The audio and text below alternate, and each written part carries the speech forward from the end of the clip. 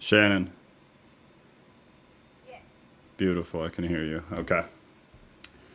Oh, now I can hear you. Okay. You can hear me? I can. Now I can. Okay, right on. How are you? I'm all right. How are you? I'm here. That's what matters. Yeah, what the heck is all that? Your wife didn't tell you? No, we've been working like we haven't in a very long time, so we haven't had a whole lot of time around each other. Did It, she tell you that I'm going to court tomorrow? no, but I saw that I saw that somewhere else. So I'm going to court tomorrow to testify against my neighbor that decided to beat his dog in front of me and my husband. Oh, no, you mentioned that when we were all talking. Okay, okay. Right. Okay. Yeah, yeah, yeah. Yeah. So that's tomorrow. Are you nervous about it or what? I'm terrified. Yeah. Absolutely terrified. Because I don't know if he's like a psychopath. I don't know if he's mentally unstable. I don't know. And who's to say what he's gonna do, after the fact, when everything is said and done. But like, if he gets charged with a fine or anything else, I'm worried about the repercussions after that. Because after all, he's still my neighbor. Yeah. Yeah, that's not great. No, and I just saw him today, and he kind of gave me a look, and I'm just like, I don't like this. God, dude. Yeah, hopefully it goes better than you think, but I hope so. that's He calls himself a Pagan actually. is there a possibility that you don't? There is. They call and Oh. say, no, we don't want witnesses. Or they call and say, yeah, we want more witnesses. Yeah, sure, sure, sure. Okay. So, Jeez. Jeez. Yeah, that's not great. what can you say? Well, you did the right thing, you know. You can you can bank on that, but it doesn't make the scariness go away. God. What does that have to do with anything?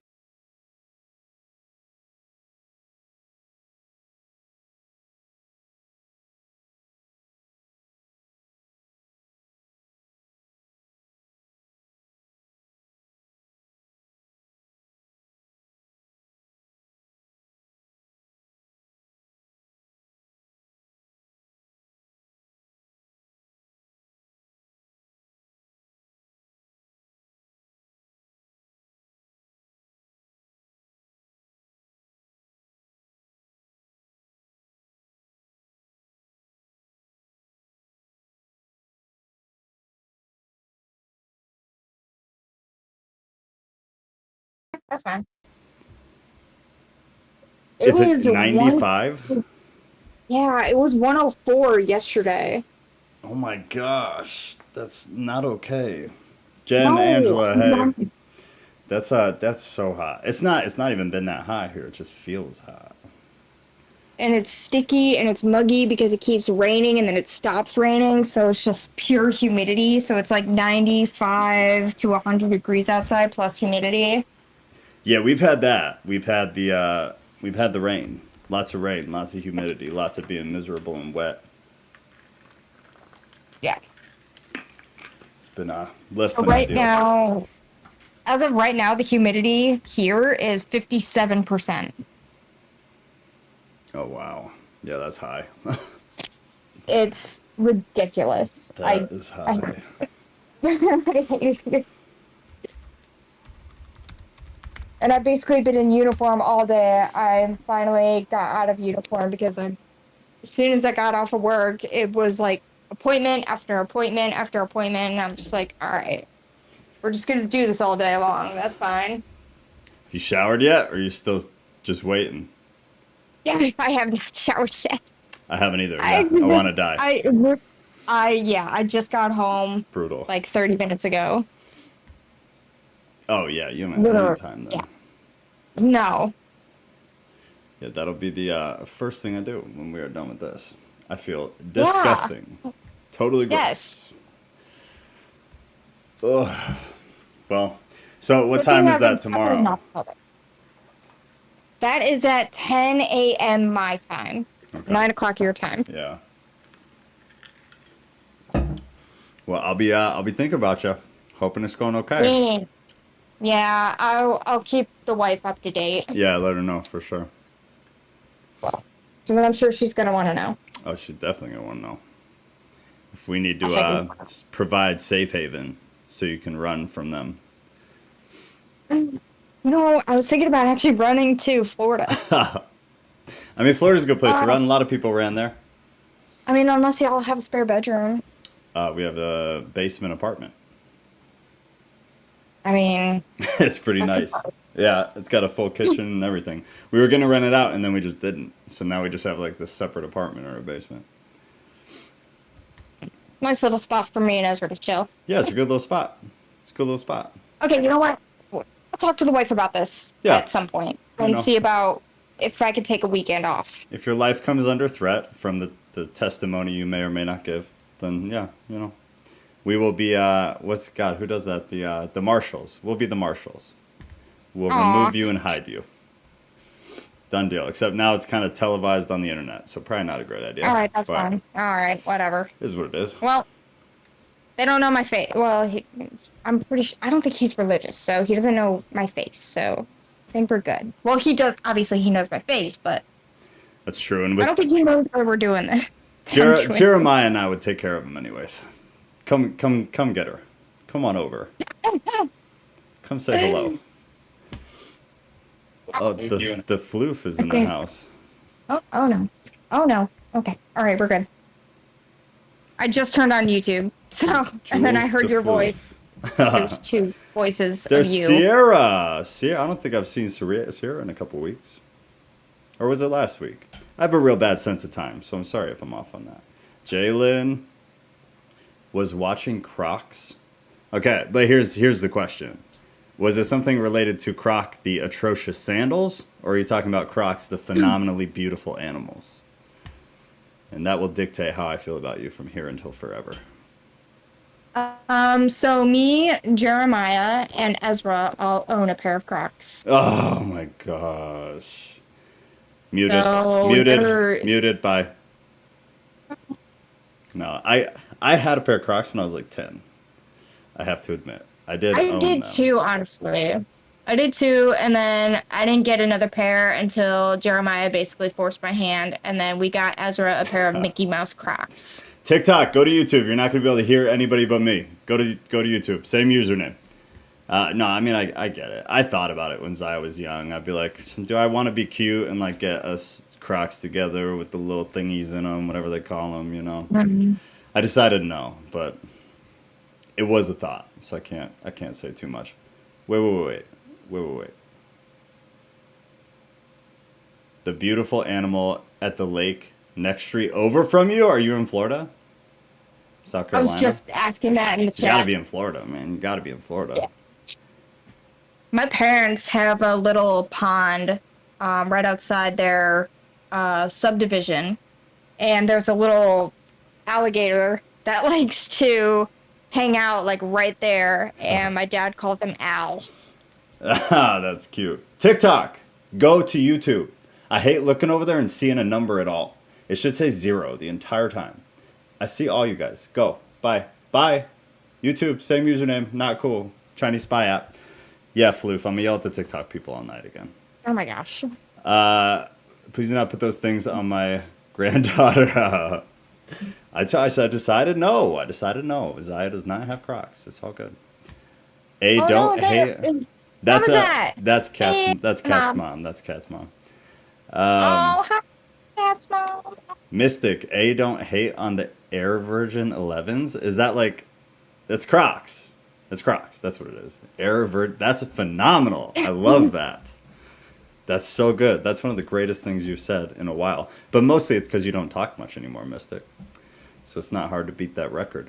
But that's You know who I haven't heard from in a Dang long good. time? Jill. Joe? I thought I just saw Joe. No, maybe not. Got a bunch of other J's. We got Jalen, got Jen. Yeah. Yeah, Jill actually kind of has been absent. There was someone else too. No, it was Jill, because I have a picture of her from one of the early streams where she's like Hmm. hugging her laptop, like with her arms. And she Aw, was like hugging you guys. And I was like, that's adorable. that is. Oh, I miss her. I gotta hit her up Yeah, and see how I she's need to too. doing. I need to too. Okay, it's time. So Shannon, will you mute yourself for a bit here Yep. and then we'll hop back And I gotta in. call Mystic too. I gotta call Mystic. Yeah, you gotta yell at her. Get her back. We need her back. I'm actually gonna Miss. She's right there. Yeah. Yeah, she's right there. Hi. She Okay, I made made her. the Air Virgin 11 comment. That was Oh, her. she did. Oh, She's gold. I'm completely oblivious. When she decides to Oblivious. show up, she's phenomenal. She's Okay, phenomenal. I'm muting myself now. Okay. All right. Bye. Okay, bye. All right, guys. We're gonna get started. So, welcome.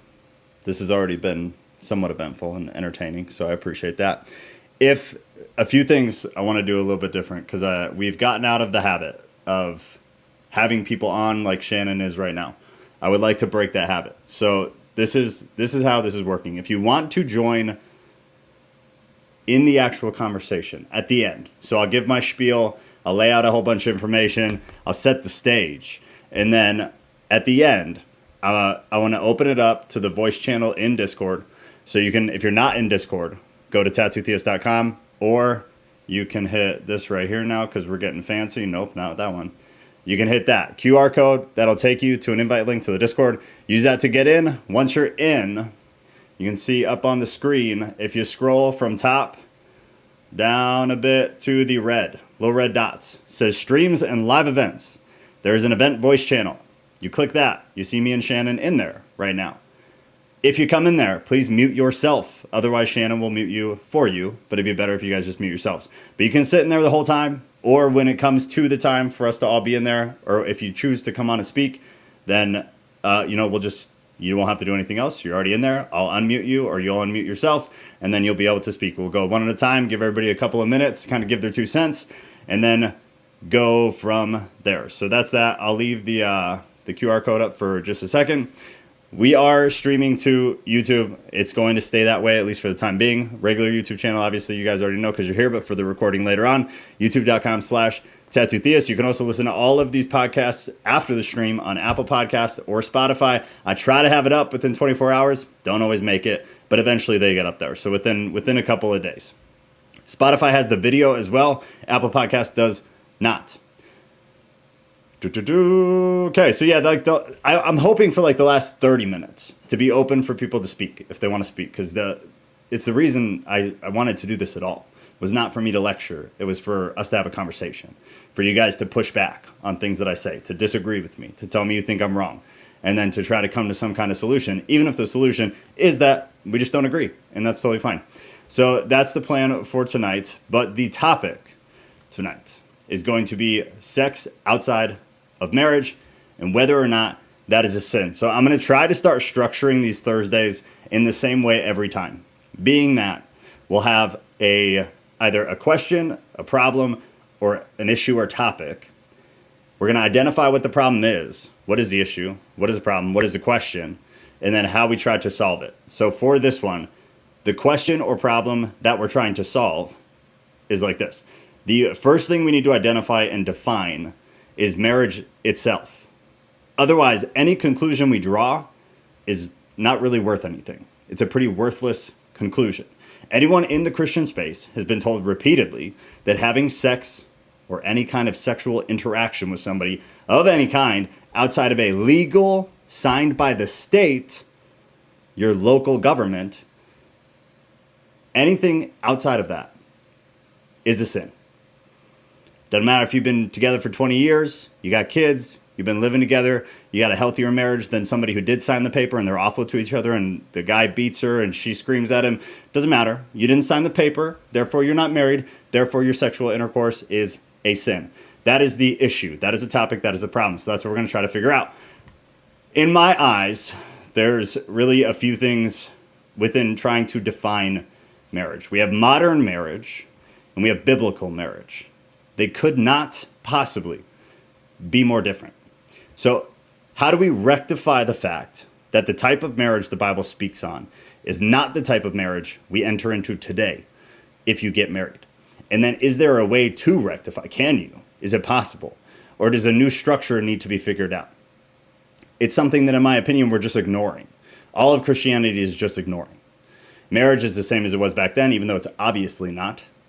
And so we function off of these same rules that were written in the Bible to people who were at that time in those places having those kinds of marriages, which do not mirror our current marriages today. So what is biblical marriage? And I'm going to try to keep them super short. That's why the conversation at the end, if you guys want to dig in deeper, the first big title is what is marriage? Or I'm sorry, what is biblical marriage? So Christian marriage takes us back to basically the very beginning. If you go back to the garden with our first covenantal marriage, which was Adam and Eve, regardless of whether it's a poetic story or a literal one, meaning like was it last week or whenever we talked about Genesis, regardless of whether you see Genesis as a literal event that happened, Adam and Eve were literal people. They were literally in the Garden of Eden. The snake was literally Satan and literally had them disobey God. Or whether you see that as an illustration or alliteration or some kind of poetic story to express what happened through creation, it doesn't really matter. Either way, the story is meant to express an idea or a concept. So whether it's literal or whether it's an illustration of some kind, that's our first example of a covenantal marriage agreement. It's based on the covenantal promise in Genesis 2:24, which says this: "Therefore a man shall leave his father and his mother and hold fast to his wife, and they shall become one flesh." This explains why a man leaves his father and mother and is joined to his wife, and the two are united into one. This consisted of basically three things. You have leaving, cleaving, and becoming one flesh. That is what the marriage was. Nothing else. Just those things. The directive was then reiterated by Christ in both Matthew and Mark. So in both of those Gospels, you have that reiterated, that concept, that is what a marriage is. You also have it reiterated by Paul in Ephesians. So that's triple threat, very important New Testament scripts, basically, trying to lay out this foundation of what is marriage, what constitutes what a covenantal marriage is between us as a couple and God.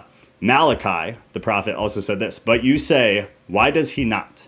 Because the Lord was witness between you and your wife, to whom you have been faithless, though she is your companion and your wife by covenant." By covenant.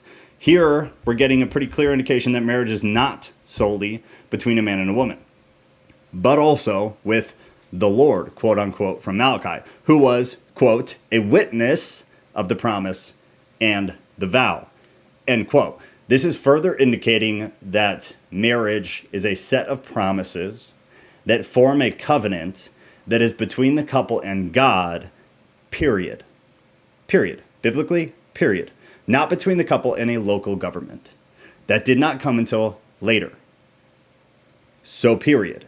It is a set of promises that form a covenant between the couple and God, period. For the man, it is a promise to love his wife as Christ loved the church. This comes out of Ephesians. It is a promise to live sacrificially for his wife. Again, Ephesians. It is to lead the wife spiritually. Guessed it, Ephesians. And it's to leave his parents and cleave alone to his wife. Same part of Ephesians. It is a promise of monogamy. 1 Corinthians and Hebrews mention that. For the woman, it is a promise to joyfully submit to her husband. And these are pulled from somewhere, so don't come at me. We can have a conversation about them because I mostly agree with them. It is a promise to joyfully submit to her husband. That's Ephesians also. It is a promise to respect her husband. That is to Ephesians also. And it is a promise of monogamy. So they basically essentially mirror themselves. I do feel, I want to say right away, I do feel that where I pulled this expression from, the men and the women and the explanations of, I don't fully agree with, because they left more on the man than on the woman, and then they put no detail whatsoever. So I didn't like that, but I wanted to put this in here because I figured at some point you guys might want to talk about it because it gets a little bit heated with that. But the last one was monogamy, so they both obviously share the monogamy. But therefore, the marriage to be a marriage in the eyes of God, a covenant must be a part of the process, not a document, a covenant. A document is not mentioned whatsoever in any of those things. It is not a requirement. Therefore, no, actually, let's stop right there. I haven't even looked. I don't want to get too far ahead of myself.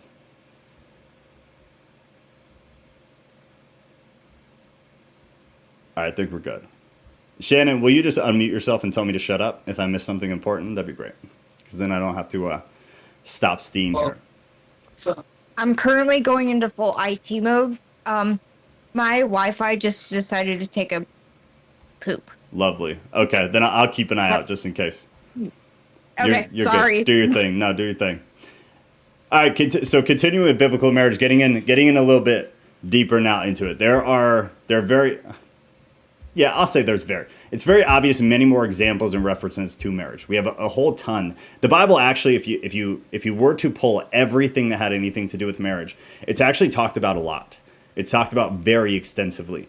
Not always consistently, but to be honest, it's fairly consistent with how the Bible depicts what a marriage is, how a marriage functions, everything within that kind of context. However, I will assure you that none of them involve any state, region, or government as a means to solidify or substantiate that union. So although there is some involvement of those things, there is absolutely nothing that says that it is something that is required, that any agreeance or admission from the state, from the local government, or from the region has anything to do with whether a marriage was valid or not. Because marriages, as we already kind of talked about, marriages existed before the government ever did. Marriages existed before large groups of people ever walked the planet, at least from a biblical perspective. So why all of a sudden is that a requirement? Well, it's not. Even throughout the whole rest of the Bible, it's never a requirement. It's something that we decided was a requirement later on that isn't based in the Bible, in my opinion, based on the Bible. One other source here has this to say on this kind of issue. The question may arise, what about cultural and governmental expectations in marriage? Time would fail me in pursuing out all of the nuances that are involved in the question, but in short, while I believe the government has no place in the marrying business, a Christian should do all that is possible to live within the government guidelines for marriage in their land. They're pulling that from, I wonder if anybody knows. What is the one part of the Bible that people pull out and throw at somebody when it comes to obeying governmental laws? Because there, especially I feel like recently, within the past couple of years, you've had some kind of sect of Christianity respectfully rise up and kind of push back on the U.S. government specifically. Specifically when, Cove came and the vax and everything like that, you had a pretty decent sect of Christianity and come up, and obviously because we're not going to get political, but a lot of people had an issue with some of that stuff, right? So they became vocal about it, and the naysayers to those Christians would pull out this verse. Rodriguez got it. It's Romans 13.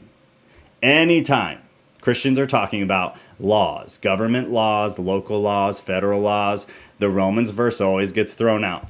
Leviticus sometimes, but Leviticus is so easy to talk away. It's not even, you know how I feel about it. It's not even worth talking about. Romans, however, is under the new covenant. Therefore, Christians are like, oh, crap, it's the new covenant. I got to listen to that. But let me continue. So he continues on saying, thus, if possible, a couple should follow whatever cultural practices are required by law for them to be recognized as a legally married couple. Blah. Blah. I would push back on this. And I would push back by asking why. Why? Why does the government have to have anything to do with the marriage process? Why is it that the government is the final say on whether you are married to someone or if you've made a covenant with them and God, being the husband and wife and God? Why? Why? I've never heard a good answer to that. It isn't a biblical answer. It can't be justified by anything foundational in the faith whatsoever. And furthermore, why do Christian couples need to do anything to be recognized as a legal married couple, quote unquote? Why do any Christian couples need to be anything that is recognized as a legal married couple? Why? Why? I'd love to hear if you guys think you have a reason for that. Push back. I've never heard a good answer. Why? I don't feel any need, neither spiritually, emotionally, or physically, to have my covenant with my spouse, somebody I have an intimate romantic relationship, and an intimate, at least intention to spend the rest of my life with them in an intimate setting, being in my personal life, that if anything goes right in the world, I want the local and the federal government as uninvolved as humanly possible. Why? Why? Why does it need to be recognized by the state in order for it to be seen as legitimate before God? I would love to hear that. Why? To be legitimate before God, why does it need to be legitimate? Why does it need to be made legitimate first by the government?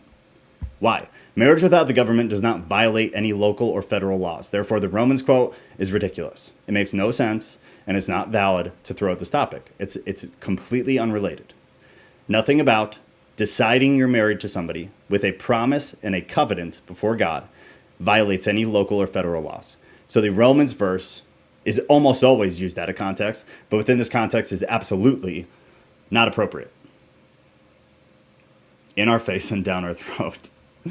So on one hand, yes, if you wish to be seen by the government as married, if that is something you desire, whether that be for tax purposes or for social pressures or wants from your family or your friends, whatever, you would need to follow the governmental regulations by being married by the state, for sure. So if that's something that is of value to you or something that you feel that you need, then yes, you would need to follow governmental regulations to get that. And you should. You shouldn't break the law. It's something you should avoid whenever possible. However, should you not care for the tax break, not care about the social pressures to be married or the familia pressures to be married, or any of that, a legal marriage is not necessary for the union before God to be legitimate. It makes no sense. It makes absolutely no sense. Remember, no humans got married under governmental approval until very late in our faith's history, when governments grew, basically, and began to take control of its citizens. It was a control tactic more than anything else, at least in the beginning. That's what it was. I would argue it still is, but at least in the beginning it was. Again, remember, Adam and Eve were married. They sure as hell didn't sign a form. That never happened. Didn't exist. All right, before we pop into the Old Testament, let me see if I miss anything here. And I would say that the Vatican and Catholicism has a lot to do with it. As much as I like to throw Catholics under the bus, I think it was already ruined before them. But they definitely perpetuated it. Like, I guess I agree. They perpetuated it exponentially, for sure, because they were all about the control. But it was already happening, far before them, as much as I love to blame the Vatican for anything. Rodriguez got the full verse for us. Let every soul be subject to the governing authorities, for there is no authority except God, and the authorities that exist are appointed by God. Oh, God, I'd love to get into that, though. It's probably not a good idea. If you guys want to get into that when we go to the conversation, we can do that. We can do that. I hate that verse. It's a verse that just drives me absolutely crazy, but I'm going to really try to shut up and not go crazy. All right, insurance, blah, blah, blah, it's purely legal. Yeah, that's my opinion as well. It's purely legal. I have a few friends who chose not to get married under the government, but my husband and I felt convicted to be married with a marriage license. And there's nothing wrong with that. There's nothing wrong with that. I hope it's not coming across like I'm against marriage. I'm not at all. I'm not at all. I will get married. It's not at all against marriage. I'm very much against this idea that you're not married unless you're married by the government. I'm very much disagree with that. That's all. If people choose to get legally married, I don't think there's anything wrong with that. You're absolutely entitled to that. And there are benefits. There's definitely benefits. Follow the money trail to all the guilty hands in the pot. Boom. Always. Always. It's all about the money and all about the control. Weren't they the ones who came up with the divorce clause also? Well, so I guess that's kind of a more complicated question, and I honestly don't know a whole lot about it, so I'm not going to speak out of turn. But I know that Catholics have different rules for divorce. So they have kind of a... God, I was just listening to something about it too recently. I can't remember what they call it, but they have like a very specific guideline for divorce. Catholics do. That is outside of kind of general Christianity. And I want to say, but don't quote me, I believe it's also outside of governmental divorce. Like you have to get approved for divorce through the Catholic Church first, I believe. And then you can go through with a governmental divorce. TikTok, go to YouTube. I'm legally married. Yeah, see Shannon and Gargar are married. I'm sure, hope you're not against marriage. I'm not. You already know that. You already know. There are biblical reasons for divorce. There are. I would push that there are more than biblical reasons for divorce as well. I don't believe the Bible covers everything that should be. I should tell you the story of what my pastor said when he found out we were living together for 10 years. Oh, can you please get in the voice at the end? I would love to hear that story. Everybody would love to hear that story.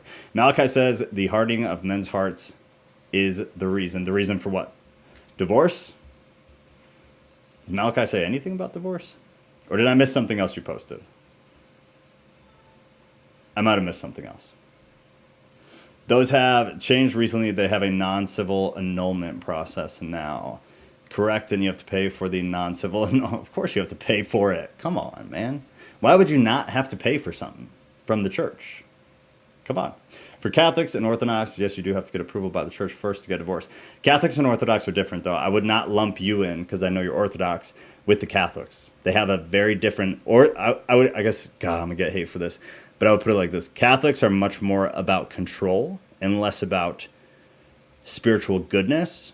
And in my view, in my opinion, Orthodox is much more about spiritual goodness and tradition and much less about control. So I would never lump you guys together. Oh, wait, I didn't know you were. Hello, future mom. All right. I'll come back in a minute.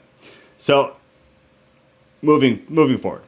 From an Old Testament perspective, there was, at a point, a contract of sorts that was signed. We're not just going to pretend like it didn't happen, because it doesn't align with what I want. It existed, so we're going to talk about it. Still, when compared to today's marriage, however, our contract, it still could not be more different. Or for more different reasons. So let's get into that. Betrothal was a signed and witnessed legal contract, a legal agreement, that was as important as the marriage ceremony itself. Unfaithfulness during this period was described as adultery and punished by death. Punished by death is very important. Remember that. The story of Mary and Joseph is instructive in revealing the covenant aspect of the committal to marriage. The marriage contract had been signed, but the wedding had not yet taken place. It followed that if Mary was pregnant, she must have given herself to somebody other than Joseph.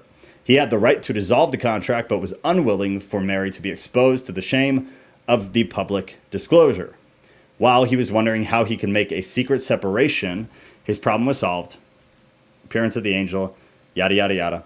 The wedding took place, but no active sexual union occurred until after the birth of Jesus. At this stage of their experience, it was vital for Mary to have the pledged support of Joseph, and equally important for him to know that she was in truth a virgin, for a multitude of reasons that aren't really related to right now. The contract at this point in history was not for government's sake.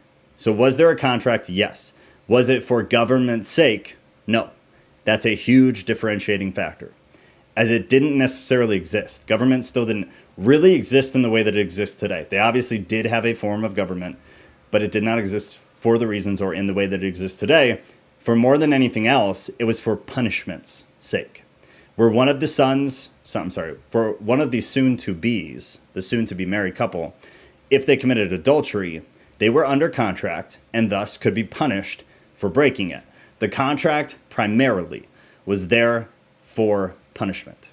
It was there to punish somebody who went against the contract.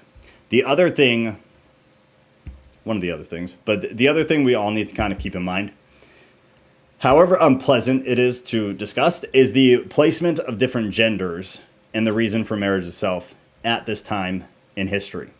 A primary reason for marriage was not love. Sorry, y'all. It was not. It had very little, if anything, to do with love. But it certainly became a more valid part as history progressed. Love. It became a more valid part of marriage. Did not start that way, though. Initially, many marriages were financial, they were power-based, or they were bloodline moves on the part of the parents that many times had little or nothing to do with the couple or what they actually wanted, and primarily were there to benefit the man. The woman was kind of just there. Not always, obviously. A lot of these people still fell in love anyways, for sure. but the motives were very different than motives for marriage today. Many of these marriages did become loving because marriage to a point is an agreement and commitment to love and take care of each other, to raise children together, and to navigate life together. So even if it didn't start that way, there are records of these people learning to love each other. Emotion not there in the beginning. Emotion developed over time because they did life together. They raised a family together. You'll notice next that the reason for marriage flipped at some point in history. Very obviously. It wasn't about power anymore.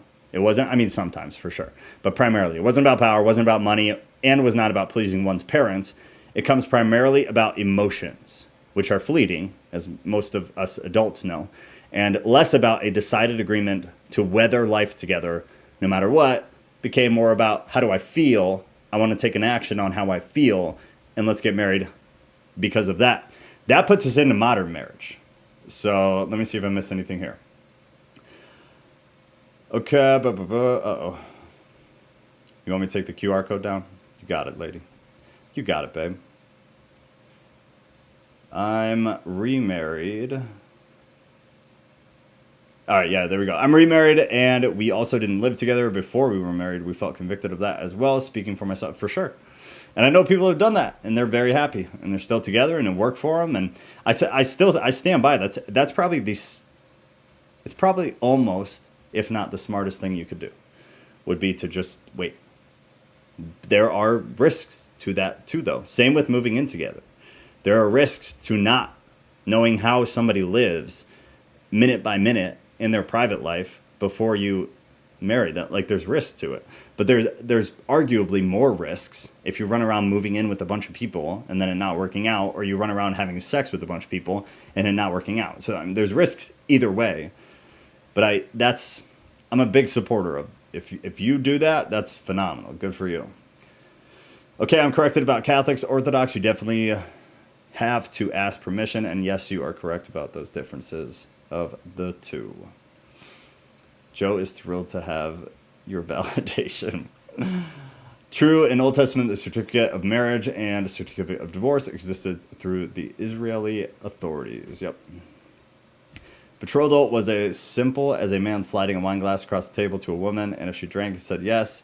If not, in some cases, yeah, for sure. There were more intricate, like, betrothal processes, though. If that's something you ever are interested in studying, study the betrothal process. Study it from different cultures, but obviously specifically Jewish culture. It's kind of funny if you really read into it. It's kind of funny. It's entertaining. My second marriage was also conducted in a school gym, not a church. I like that. That's cool. That's cheap. It's not flashy. I like it. Also, depending, man and woman sitting next to a water well in literature means a sort of betrothal. I believe Jacob and Rachel. I would have to double check on that, honestly. I don't want to speak out of turn. Somebody should find that. I'll read it. Y'all were there before Had, though, right? Still church. Y'all were there before God, though? Is that what that means? My brain's not processing that, Jalen. I apologize. You see that a lot in the military. Wait, if we go by the old ways of contracts, don't you owe me 25 heads of cattle for my daughter's hand? I mean, technically, yeah, because her father is not going to receive them, right? So they would go to you. You'd get I think you'd get more than that, actually. I'd owe you more than that. A primary reason for marriage was resources, children, and provision, and the New Testament teaches more about marriage to be loving. Yes, both true. See money.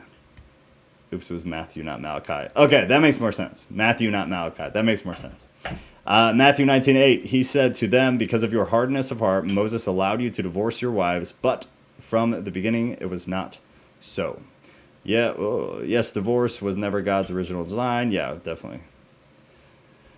This needs to get discussed. Matthew 9:19, and I say to you, whoever divorces his wife except for sexual immorality and marries another commits adultery. It's kind of funny. We'll see if we have time tonight, but that can be a whole thing in and of itself. And a couple months ago, I got easily more than 10 DMs in like a 3-day period from women who asked that exact question about whoever divorces his wife except for sexual immorality and marries another commits sin. You do need to parallel it to, and I'm not going to be able to remember what the verse is. I'm sure I can find it though, but there's another verse that says something else about permissible divorce. But it was just very odd. Like in a 3-day period, I had like more than 10 women reach out and ask, I want to get remarried, or I did get remarried.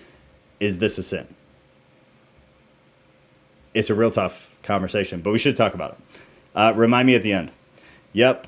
My ex initially threatened divorce because he wasn't happy, but I wasn't okay with it until I found all the dating sites, dang, promiscuous pictures and videos he's had. Then I was like, okay, but yeah, for sure.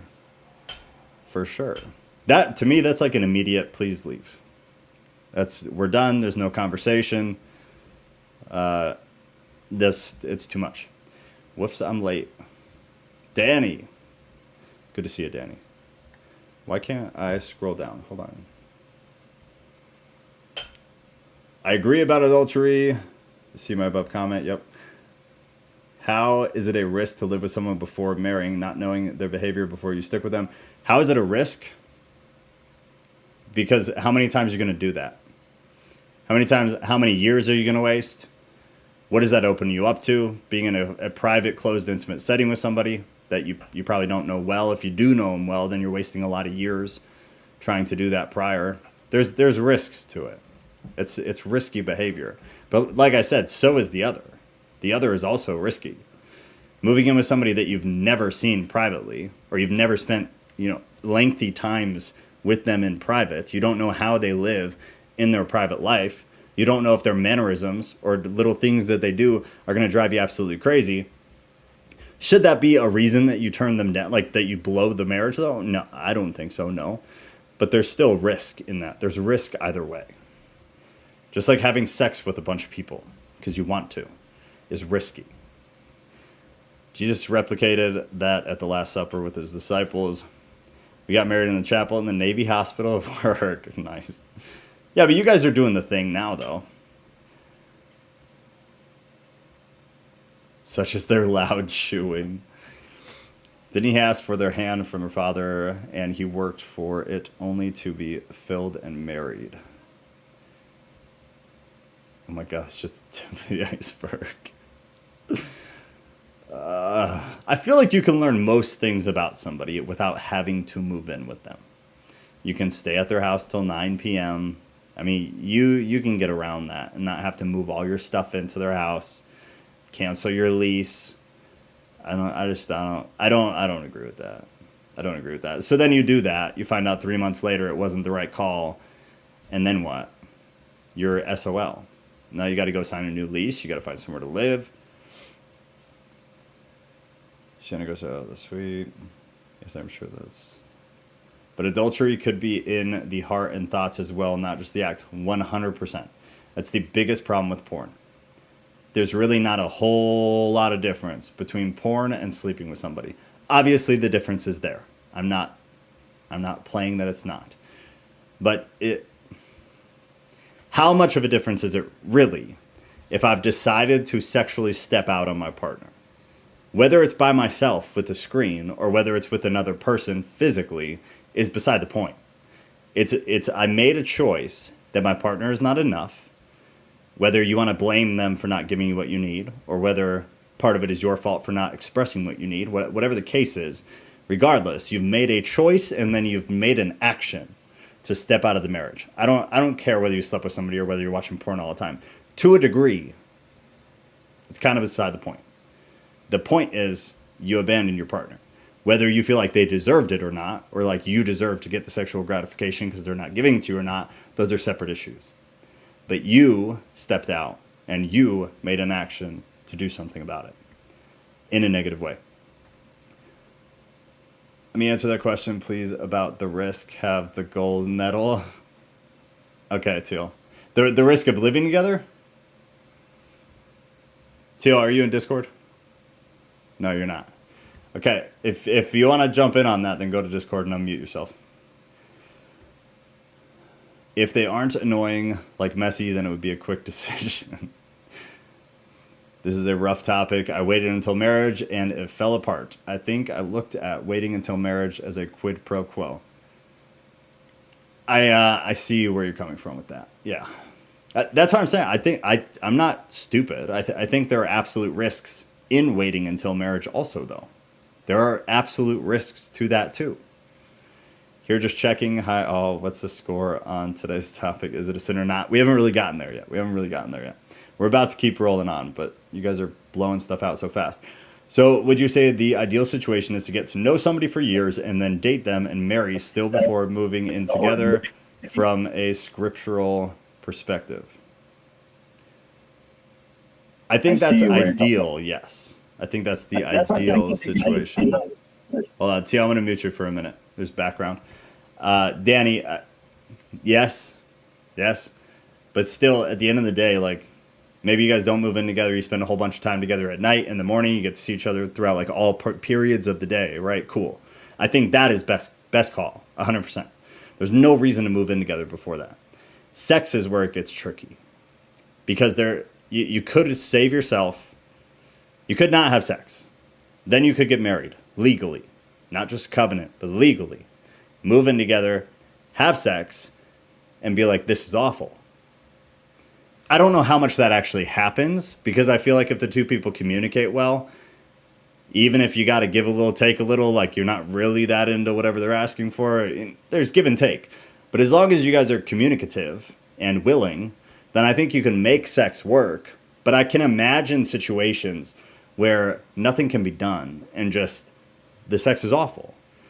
But is life about sex? No. So should it break up the marriage? I don't know. I mean, these are the tough questions, right? 1 Corinthians 5:17 talks about permissible divorce because of the abandonment from an unbeliever. That's the one I was thinking of. Thank you. I think this happened to me as well. He left all Bibles when he moved back to his hometown. Thank you. Yeah, that's the one I was trying to think of. I have teens, and they ask me, why should I wait until marriage? It didn't help your marriage out. I have nothing to say. Yeah, you do. Just your transgressions do not set a rule. It is something that happened to you specifically. That has nothing to do with what a set standard or a moral standard should be. Even good moral things fail at times and produce consequences that are negative. That still happens. That's a very childish thing to ask. Or not to ask, but to say. Specifically to a parent, it makes sense. Yeah, unless you're two children getting married and living out of your parents' house for the first time and realizing that one of you never had to do chores. Sure, but sounds like solvable problems, man. 1 Corinthians 7:50, the unbelieving one leaves, let him leave. The brother or sister is not under bondage in such cases, but God has called us. Oh, I lost it. That was most of it, though. All right, I'm caught up enough. You guys are going way too fast. Teal, you ready? Yes. Can you hear me? I sure can. Okay. So, my second ex-husband, this is just how it started off and it ended worse, was he would not eat fried chicken because his mother was not there to pull the fried chicken off the bone for him. What? True story, I swear. We did not get fried chicken from, say, like Popeyes or Kentucky Fried Chicken. And I asked him, I'm like, do you just not like eat fried chicken? He's like, no. He's like, I don't know how to eat it because my mom always pulled the meat off the bone. Oh my God. And I didn't find that out till after we married, but fast forward. So my ex-husband was also very unfaithful and he was very immature. And part of what led up to the divorce was that he worked for a minor league hockey team and he traveled. And he had 35 home games, 35 away games. And I had essentially 4 children, 3 of which were our biological children, and 1 of which was him. Because when the off season came about and he was not working, he would stay up all night, like 2 or 3 in the morning, watching porn. And then I'm trying to sleep and he's trying to wake me up because he wants to, if you understand what I mean, finish off what he started on the internet, and I was sleeping and refused because I had to get up and go to work because I had a Monday through Friday type job. Oh my So God. then it became literally to the point where he was home all day playing on his PlayStation. I was working. I had to bring the kids to school and daycare, pick the kids up after work, school and daycare. I would get home at around 5:30, and I could not make it past our kitchen till about 7 because he's playing PlayStation in the living room and the dishes are dirty. There's no food for anybody to eat, and there was no laundry done. And so essentially it became like I was raising a child. And that was opposite of when he was to this point, well, I'm not doing anything except play PlayStation all day and stay up till 2 a.m. watching porn. And because Alan did everything, because